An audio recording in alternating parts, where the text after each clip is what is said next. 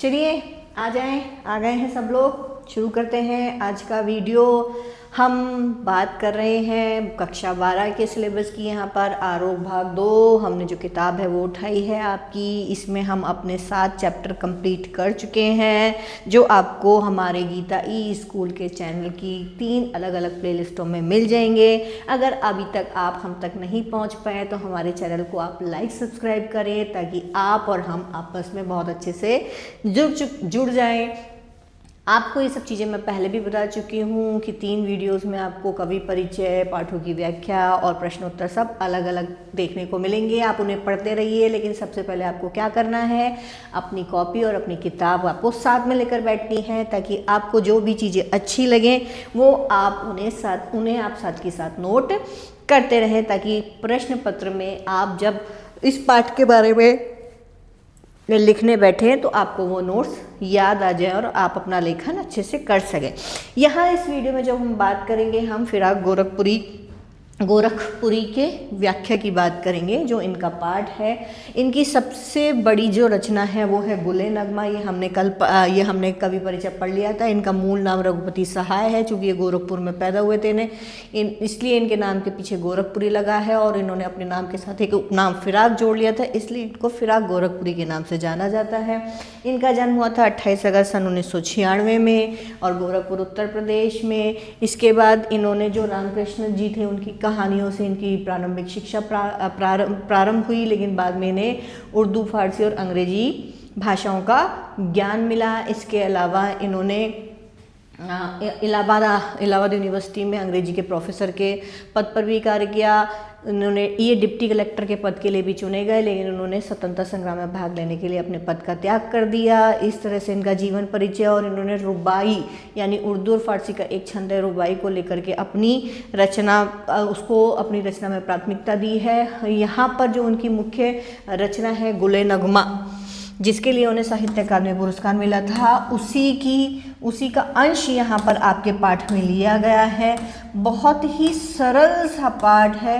सिर्फ याद ये रखना है आपको कि ये जो पाठ है ये आपको माँ और बच्चे, या एक ऐसा कह लीजिए जो सूरदास का जो वात्सल्य भाव है ना यशोदा और कृष्ण के बीच का, वही आपको यहाँ पर दिखाई देगा। ठीक है, तो ये भी बहुत अच्छा सा पाठ है, बहुत सरल सा पाठ है। बस चूंकि उर्दू भाषा का प्रयोग है, या ये कह लीजिए अरबी या फारसी भाषा का प्रयोग है, तो आपको शब्दों को समझने में ऐसा लग सकता है कि ये हमने नहीं पढ़े हैं, लेकिन ऐसा कुछ भी नहीं है। बहुत ही सीधी सरल कविता है, बिल्कुल सीधी सरल कविता है। आप देखेंगे। हाँ जी, चलिए ठीक है, 2-2 करके पढ़ते हैं। ओके, चलिए। तो रुबाइयों को लेकर मैं आपको कल बता चुकी थी। इसके बारे में आपकी जो किताब है उसमें सबसे नीचे भी ये दिया हुआ है कि रुबाई उर्दू और फारसी का एक छंद होता है, यहाँ पर एक लेखन शैली है। इसके बारे में भी आपको ये दिया गया है, जिसमें 4 पंक्तियाँ होती हैं, जिसमें पहली, दूसरी और चौथी पंक्ति में समानता होती है, और तीसरी पंक्ति स्वच्छंद होती है यहाँ पर। ठीक है, तो तुकबंदी यहाँ पर दी जाती है। अब जो रुबाइया है वो गुले नगमा से ली गई है, याद रखना। गुले नगमा जो इनकी रचना है उससे ये ली गई है, उसका अवतरित अंश है ये। ठीक है, मोस्टली किसके बारे में बात की गई है, यहाँ माँ एवं बच्चे के बीच के संबंध के बारे में बात की गई है। माँ एवं बच्चे के संबंध के बारे में यहाँ बात की गई है कि इन दोनों के बीच में किस तरीके का संबंध होता है, माँ का वात्सल्य भाव क्या है, माँ किस किस तरीके से अपने बच्चे का लालन पालन करती है। ठीक है, किस तरीके से वो उसे रिझाती है, संवारती है, सहलाती है, समझाती है, सब कुछ यहाँ पर छोटी छोटी 4 लाइनों में यहाँ पर आपके सामने प्रस्तुत किया है इन्होंने। तो देखिए, फिराक जी कहते हैं कि आंगन में लिए चांद के टुकड़े को खड़ी। ठीक है, अब कौन खड़ा होगा, माँ। तो याद रखिएगा, माँ इनमें हर जगह है। हर चारों जो आपके कह लीजिए चारों जो रुबाइयाँ हैं, इनमें माँ हर जगह है। तो आंगन में लिए चांद के टुकड़े को खड़ी। अब माँ के चांद का टुकड़ा कौन होता है, उसका बच्चा। माँ के लिए चांद का टुकड़ा कौन होता है, उसका बच्चा। तो आंगन में चांद के टुकड़े को लिए खड़ी। 1 मिनट, इसकी टिप चेंज कर लूँ पीछे वाली। ओके, आंगन में चांद के टुकड़े को लिए खड़ी, हाथों पे झुलाती है उसे गोद भरी। अब उसने कहाँ ले रखा है, उसे अपनी गोद में ले रखा है बच्चे को, और हाथों पे वो उसे झुला रही है। मतलब वो कभी ऐसे करती है, कभी ऐसे करती है, इस तरीके से वो अपने बच्चे को गोद में लेकर के हाथों पर झुला रही है। रह रह के हवा में जो लोका देती है, लोका देना यानी उछाल देना, ठीक है। अपन बच्चे को क्या करते हैं, ऐसे कई बार हवा में ऐसे उछाल देते हैं, तो क्या करती है वो रुक रुक के रह के हवा में अपने बच्चे को ऊपर उछाल देती है। और इससे क्या होता है, कई बच्चे तो बहुत डर जाते हैं, ठीक है। वो जो चक्कर बड़ा वाला झूला आता है ना, उसमें बैठने से पेट में किसी के दर्द होता है, किसी के अजीब सा वो होने लगता है, तो वही बच्चे क्या है, कुछ बच्चे तो बहुत डर जाते हैं, ठीक है, ऊपर जाते हैं नीचे आते हैं, तो उनको भी वही वाला सेंसेशन फील होता है, ठीक है। तो कुछ बच्चे तो बहुत डरते हैं, लेकिन कुछ को बड़ा आनंद आता है। मम्मी पापा जब उन्हें ऊपर उछालते हैं, वो वापस नीचे आते हैं, उनकी गोद में उन्हें लपक लेते हैं ना, बड़ा आनंद आता है। तो यहाँ पर जो माँ है, उसका जो बच्चा है, ठीक है, वो इस उछाले जाने से इतना प्रसन्न होता है कि गूंज उठती है खिलखिलाते बच्चे की हंसी की। उस आंगन में इस प्रकार के क्रियाकलाप के अंतर्गत बच्चा इस क्रिया से इतना प्रसन्न होता है कि वो मुस्कुरा करके क्या करता है, हंसने लग जाता है, ठीक है।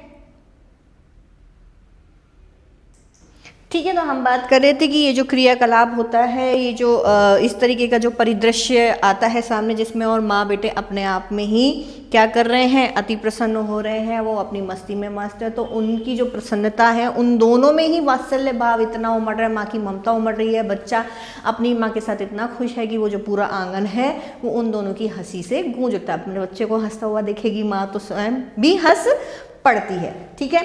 अब बात करते हैं यहाँ दूसरे पद, ठीक है। दूसरे पद्य की अगर हम बात करें तो देखिए, दूसरे पद्य में वो प्रसंग है जब एक माँ अपने छोटे से बच्चे को, छोटे से शिशु को, जो अभी पैदा हुआ होगा, थोड़ा सा समय का ही है, उसे नहलाती है, तैयार करती है, उस वक्त का यहाँ पर वर्णन किया गया है इस रुबाई में। देखिए, नहला के छलके निर्मल जल से, छलके यानी थोड़ा थोड़ा पानी डालती है ना माँ, पहले थोड़ा थोड़ा सा पानी डालती है, फिर उसको जब वो मतलब कहते हैं कि जब वो उस पानी के उसका स्पर्श का अभ्यास, तो एकदम से पानी डाल दो बच्चा डर जाता है, सांस भर जाता है। तो माँ क्या करती है, पहले थोड़ा थोड़ा पानी डालती है। वो पानी कैसा है, निर्मल स्वच्छ जल है, स्वच्छ पानी है, साफ पानी है, ठीक है।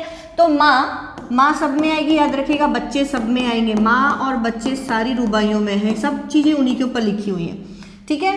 तो स्वच्छ जल से नहला के, थोड़ा थोड़ा पानी डालकर स्वच्छ जल से नहला के, उलझे हुए गेसुओं, गेसु उर्दू का शब्द है बालों में कंघी करके, गेसु यानी बाल, उलझे हुए बालों में कंघी करके यानी उन्हें संवार के, उन्हें बना के, किस प्यार से देखता है बच्चा मुंह को। जब माँ इस तरीके से अपने बच्चे के साथ में कार्य कर रही होती है तो उसे प्यार करती है, उससे बातें करती है, तो बच्चे को कुछ समझ में तो नहीं आता, लेकिन वो अपनी माँ को क्या करता है, बहुत प्यार से देखता रहता है। कुछ बच्चे ऐसे होते हैं, नहाने के नाम पे मुंह फाड़ के चिल्लाते हैं, भाई बहुत जोर से चिल्लाते हैं, लेकिन हमारा जो बच्चा है ना, रोए वाला, बहुत अच्छा है, ठीक है। अब वो क्या कर रहा है, जब वो नहा रहा है ना, तो क्या कर रहा है, अपनी माँ के मुंह को बड़े प्यार से देख रहा है। जब घुटनियों में लेके है पिनहाती कपड़े, ठीक है। अब पिनहाती कपड़े क्या करते हैं, छोटे जब माँ बच्चे छोटे होते थे तो क्या करती थी माँ, बच्चों को अपने पैरों पर रख लिया करती थी नहलाते वक्त, और उनको अपनी गोदी में बिठा के या घुटने पर लिटा के, इस तरीके से मतलब घुटने से लिटा के फिर उन्हें कपड़े पहनाया करती थी, ताकि वो क्या, बच्चा जो होता है उसकी गर्दन नहीं टिकती है ना, तो वो इधर उधर लुढ़के ना, जिससे उसके शरीर में किसी तरह का विकार ना आ जाए। तो क्या करती है माँ, घुटनों पर लेकर के उसे कपड़े पहनाती है, ठीक है। ये दो रुबाइयाँ बहुत सीधी सीधी हैं, ज़्यादा कुछ है नहीं इसमें, बस माँ और बच्चे के प्रेम का यहाँ पर वर्णन किया है। सारों में, सारी रुबाइयों में बस आपको यही देखने को मिलेगा, ठीक है। अब ये किस किताब से है, गुले नगमा, याद रखना। चलते हैं ऊपर तीसरी रुबाई की तरफ। 5 ही हमारे पास, ज़्यादा नहीं है, चिंता ना करें आप, ठीक है, 5 ही है यहाँ पर, ओके। तीसरी रुबाई में आप क्या कहते हैं, वो देखिए। कहते हैं, फिराक जी कहते हैं कि दिवाली की शाम घर पुते और सजे।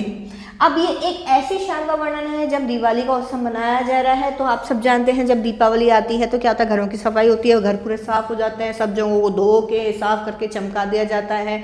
और अब तो चूंकि पेंट होता है, लेकिन पहले हर साल घर पे चूने वगैरह का लिपाई पुताई हुआ करती थी, ठीक है। तो दिवाली की शाम है, सारे घर पुते हुए हैं और सजे हुए हैं।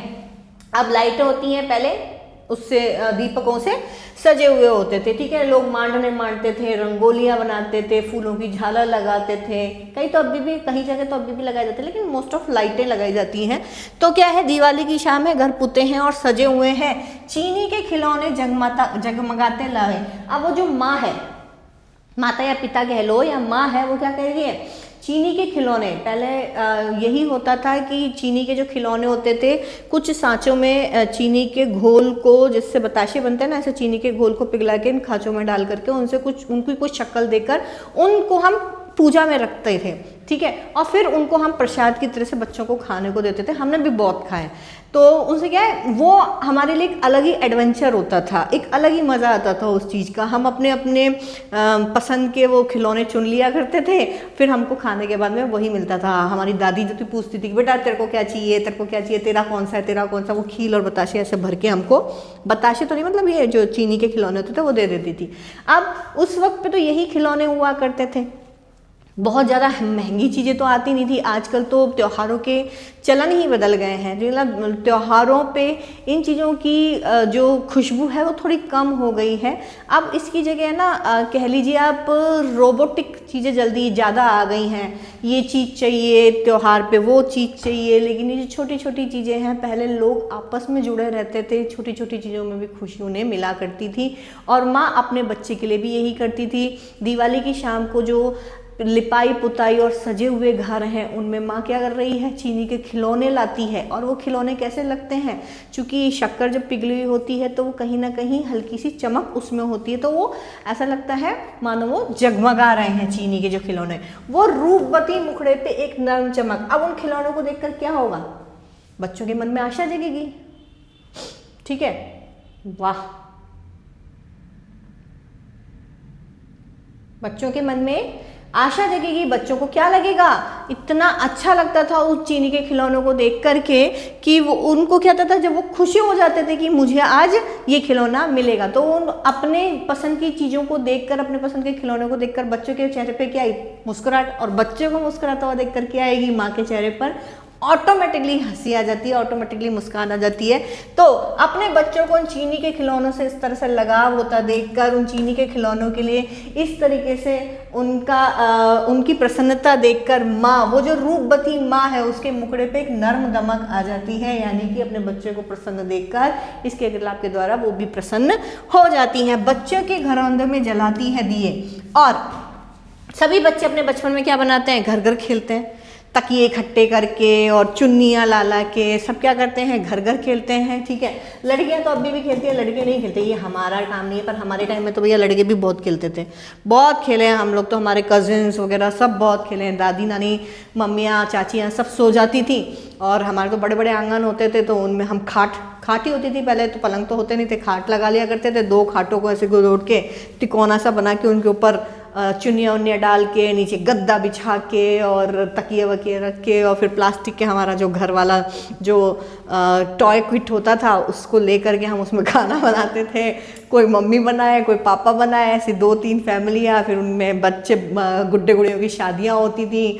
बहुत मज़ा आता था, बहुत खेले हैं, मतलब हम भी बहुत खेले हैं। तो बच्चे जो अपने खेलने के लिए जो घर बनाते हैं, उसमें माँ क्या करती है, दिए जलाती है, ठीक है। क्यों, क्योंकि वो जो प्रतीक रूप है वो अपने बच्चे को, चूंकि वो अपने घर में दिए जला रही है, तो उसके बच्चे ने क्या बनाया है, वो खेलने के लिए घर बनाया है, तो अपने बच्चे को प्रसन्न करने के लिए वो उसके बनाए हुए घर में भी क्या करती है, दिया जलाती है। तो इससे उससे बच्चे इस क्रिया से उसके बच्चे के चेहरे पे भी फिर से मुस्कान आ जाती है। सिर्फ माँ और बच्चे के संबंध है यहाँ पर, टोटली वात्सल्य रस आपको पूरी रुबाइयों में मिलेगा यहाँ पर, ठीक है। चलते हैं चौथे की तरफ। आंगन में ठुनक रहा है जिदियाया है, बालक तो हई चांद पे ललचाया है। अब भाई छोटा बच्चा है, जिद पे आ गया, मुझे तो ये चाहिए ही चाहिए। कई लोगों को देखा होगा आपने, कई बच्चों को मुझे चाहिए, मॉल में फैलते हुए, मतलब माँ बाप के प्राण पीते हुए कि मुझे चाहिए। रो जाते हैं बच्चे, सिसकियाँ बन जाती हैं, ठीक है। हमने भी एक बच्चे को भी थोड़े दिन पहले देखा था, हम मार्केट में कहीं गुजर रहे थे, तो कोई मांगने वाली लेडी थी और उसका बच्चा जिद कर रहा था मुझे नया बैग चाहिए। भाई साहब इतने बेततरी वो रो रहा था, इतनी बेततरी वो रो रहा था कि उसको देख के हमको दया आ गई। लिटरली उसकी माँ ने तो मना कर दिया कि भाई मैं नहीं खरीद सकती, 200 रुपये का भी अगर आता है तो 200 रुपये मैं इसके बैग के लिए कहाँ खर्च करूँ। फिर उसको हमने एक बैग दिलाया और बैग हाथ में आते बच्चा चुप, जो अभी तक इतनी हिचकियां ले लेके रो रहा था, जिसके आंसू नहीं रुकते, बैग हाथ में आते बच्चा चुप। मतलब जिद की कंडीशन देखो आप, तो ना मतलब रोड पे लेट गया था वो बच्चा, भयंकर वाला बच्चा था भाई। तो जिद वही होती है, बच्चों की जिद अतिशयता वाली होती है। तो यहाँ पर एक बच्चा है जो आंगन में ठुनक रहा है। ठुनक रहा होता है मतलब कहते हैं ना, जिद आती है तो वो गुस्से में ऐसे करते हैं बच्चे, ठीक है। तो वो बच्चा भी क्या है, आंगन में ठुनक रहा है, जिद है, जिद आ गई है उसको। जिद क्या है कि बालक तो है ही, वो बालक ही है, बच्चा छोटा ही तो है। अब चांद पे लग जाए, उसको क्या है, चांद का लालच है, उसको चांद जैसा खिलौना चाहिए, उसको चांद रूपी खिलौना चाहिए। उसका लालच क्या है, चांद, कि भैया मुझे तो चांद ला के दे दो माँ। अब वो ठुनक रहा उसको देख के ऊपर ही, मुझे ये चाहिए, मुझे ये चाहिए, मुझे ये चाहिए, ठीक है। हमारे कृष्ण जी भी तो बोलते हैं, मैया मैं तो चंद्र खिलौना ले हो, ठीक है। अब ये बच्चे भी, हमारे कृष्ण बेचारा बाल गोपाल अपनी माँ से कह रहा है, ठुनक रहा है, रो रहा है आंगन में, और जिद पे आ गया है कि भाई मुझे तो चांद का खिलौना चाहिए। माँ उसे बहलाती है, फुसलाती है, कई तरह की प्रलोभन देती है, पर बच्चा नहीं मानता। माँ तो जानती है भैया मैं नहीं ला सकती उस चीज़ को, चांद है वो, उसको लाना वो बात लगे कि हम उसे मामा कहते हैं, लेकिन सचमुच का भाई थोड़ी कि जो मुझसे आवाज़ दो वो आंगन में उतर के आ जाएगा, ठीक है। तो क्या होता है कि माँ उसे समझाती है, लेकिन बच्चा क्या है, समझने को तैयार नहीं है। तो अब क्या सॉल्यूशन निकालती है माँ, दर्पण यानी एक आईना, एक शीशा उसे दे करके क्या कहती है, शीशा उसे दे करके कहती है, माँ देख आईने में चांद उतर आया है। उसमें चांद का प्रतिबिंब दिखाती है और कहती है कि ले तेरा चांद तेरे पास ही उतर आया, इतनी दूर जाने की ज़रूरत नहीं है, इतनी दूर से उसको पकड़ के लाने की ज़रूरत नहीं है, तेरा चांद तेरे पास इसमें आईने में ही उतर आया है। और बच्चा चूँकि भोला है, मासूम है, ठीक है, वो इस सब तार्किकताओं को नहीं जानता, उसे उसकी चीज़ मिल गई और वो खुश हो जाता है। और अपने बच्चे को खुश देख कर क्या होती है, माँ भी खुश हो जाती है, ठीक है। चलिए, तो ये चौथा था। नेक्स्ट बात करते हैं, जो हमने नीला पीला किया है उसको ज़रा मिटाएं, फिर हम पांचवें की तरफ चलते हैं, ठीक है। अब पांचवा जो है वो एक दूसरे त्यौहार, एक त्यौहार हमने पढ़ लिया इसमें दिवाली का, अब एक दूसरा त्यौहार है हमारे यहाँ रक्षाबंधन का, उस त्यौहार के बारे में यहाँ पर बात कर रहे हैं, ठीक है। देखिए, रक्षाबंधन की सुबह रस की पुतली। अब बच्चे जब छोटे होते हैं तो उनके सारे त्यौहार कौन मनवाती है, माँ, ठीक है। माँ यहाँ पर बैकग्राउंड में है, ठीक है, काम सारे कौन करेगी, माँ। लेकिन त्योहार किसका है, रक्षाबंधन का किसका है, भाई बहन का है, ठीक है। तो अब वो जो छोटी बहन है या बड़ी बहन है या जो बेटी है घर की, कोई भी, रक्षाबंधन की सुबह रस की पुतली, यानी वो जो बहन है, रस की पुतली यानी क्योंकि छोटी बच्ची है अभी, ठीक है, छम छम करके पूरे घर में घूमती है, अपनी बातों से लोगों का मन लुभाती है, लोगों को मजा देती है, आनंद की प्राप्ति करवाती है।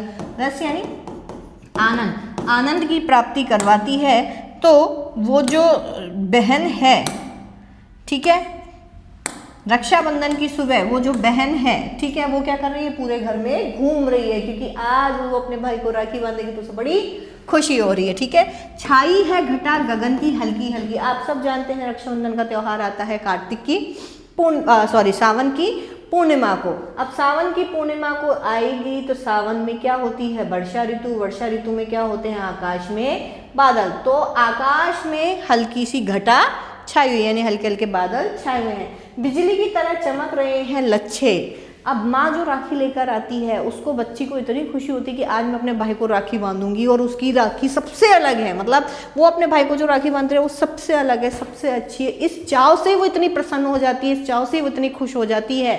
और यहाँ पर जो बताया गया, जो पहले क्या आता था, चमकीले धागे आते थे, पहले राखियाँ इसी तरह की होती थी, चमकीले धागे आते थे। अब तो फिर भी बहुत तरह की राखियाँ मिलने लगी हैं, लेकिन पहले क्या था, चमकीली राखियाँ चलती थी।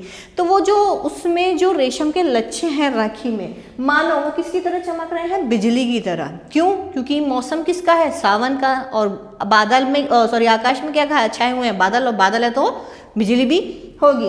तो वो जो राखी के लच्छे हैं ना, चूंकि बादल छा रहे हैं तो ऐसा लग रहा है मानो वो बिजली की तरह ही चमक रहे हैं। भाई के है बांधती चमकती राखी, और वो जो छोटी सी बहन है, नन्ही सी जो लड़की है, घर की जो बेटी है, ठीक है। वो क्या करती है, वो अपने भाई को यही राखी के चमकते हुए लच्छे जो कि बिजली की तरह दिखाई दे रहे हैं, यही राखी वो बांधती है और इस तरीके से उन दोनों का प्यार आपस में बना रहता है भाई बहन का। और उन दोनों के प्यार को देखकर माँ भी प्रसन्न हो जाती है। अपने बच्चे को देखकर माँ सबसे ज़्यादा राजी है पूरे चैप्टर में, सब सिर्फ ये है, ठीक है।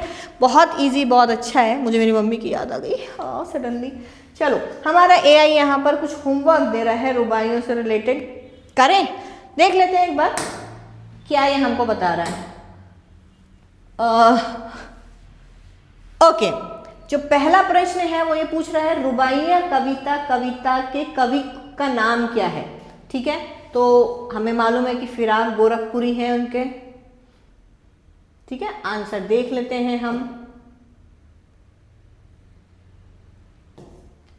आंसर हम देख लेते हैं और यहाँ पर ठीक है हमारा आंसर सही है। नेक्स्ट, रुबाइया किस कवि शैली का उदाहरण है?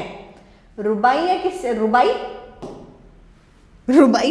कवि शैली का उदाहरण है, ठीक है। रुबाइयों में मुख्य रूप से किस विषय पर जोर दिया गया है?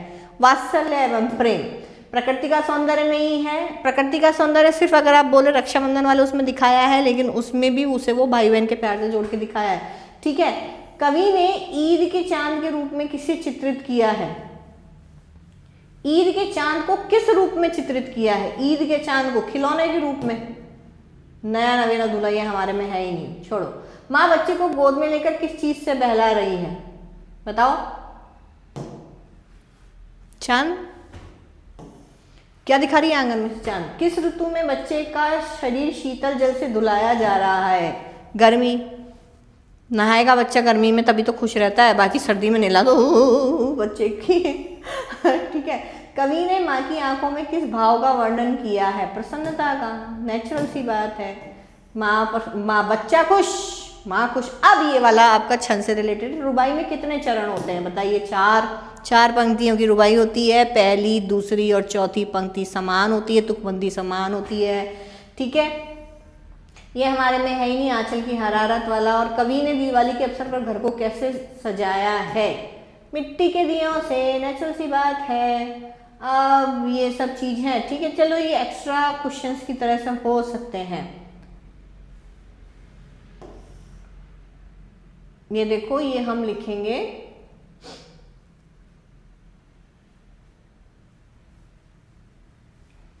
ये अभी करते हैं इसको, ठीक है।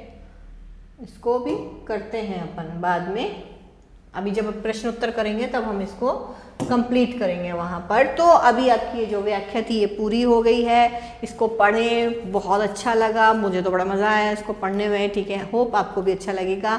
जो पॉइंट्स हैं, नोट्स हैं, उनको आप कॉपी कर लीजिएगा, लिख लीजिएगा, वीडियो को पॉज करके वापस देख लीजिएगा। लेकिन ये वीडियो आप तक पहुँच रहे उसके लिए आपको क्या करना है? हमारे चैनल को लाइक और सब्सक्राइब करना है। आप बने रहें हमारे साथ, पढ़ते रहें, इसी तरह से आप अपनी ज्ञान की गंगा को हमारे साथ बैठ करके जोड़ते रहें। नेक्स्ट वीडियो में फिर मिलेंगे, तब तक के लिए बाय बाय।